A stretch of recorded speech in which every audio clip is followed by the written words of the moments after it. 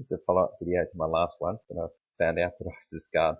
I said you could have knocked me over with a Minto police training taser.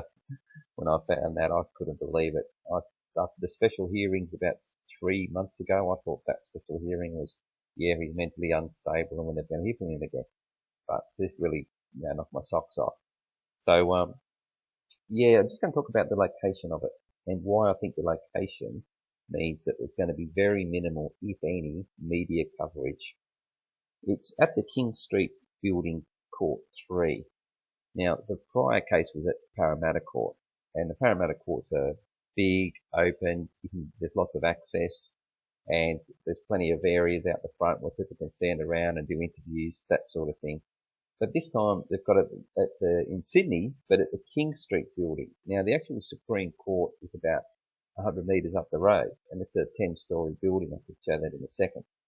Whereas this one's only 2-storey, and I think it's got about 5 courts. And the courts are very poky. So we just have a quick look inside. Actually, inside the court that I went to when I sat and watched Judge Bellew announce that the AOP Commissioner had dictated terms on how the witnesses were going to be questioned and cross-examined, and also what the media were allowed and not allowed to report on. So this is it. As you can see, look, it's very pokey. If you have a look here, it's only 4 chairs wide there, and it's not much wider. This is the only public gallery here.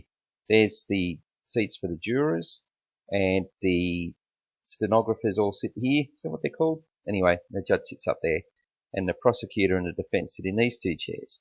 But sitting here when I was there was 2 rows of hangers-on for the prosecutor and 1 row for the defence. And I sat back here. But there's only room for about 2 or 3 people, and if you've got briefcases and that, it's very, very tight in there. So it's not going to take much to fill up this whole area. If you take into account a couple of hangers-on, perhaps some witnesses, there's going to be virtually no room for the media to be inside. And I think that may be how they're going to, because they haven't announced that it's a closed hearing, because they do have closed hearings.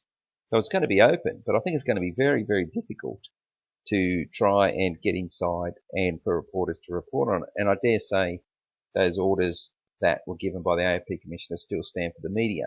They're going to be given press releases as opposed to going in and taking their own notes, which I think that's what they don't want them to do. So I'm not going to go into how I think this trial is going to pan out. I just wanted to stick to how I don't think it's going to be covered by the media, or if it is, it's going to be very, very controlled. Have a look here. This is where I've got the cursor there. That's where the King Street building is. Right there, King Street Courts, and there's the Supreme Court. So they're choosing not to have it in the Supreme Court, which they could, and before they had it in Parramatta. Now, Parramatta Courts, if anyone's been there, you've got plenty of rows. There's about three columns of rows, and there's plenty of room for everybody. And Downing Street Court's the same. I've actually been in there as well. So this King Street Court, if you go back to here, for Australia's 9/11, this courtroom is very, very small. So we'll end this one now. I'll put up a video of how I think it's going to go if I get the time. Otherwise, we'll wait to see what happens and see if anything's reported, because we'll have to speculate anyway if nothing is reported. So that's it for this one.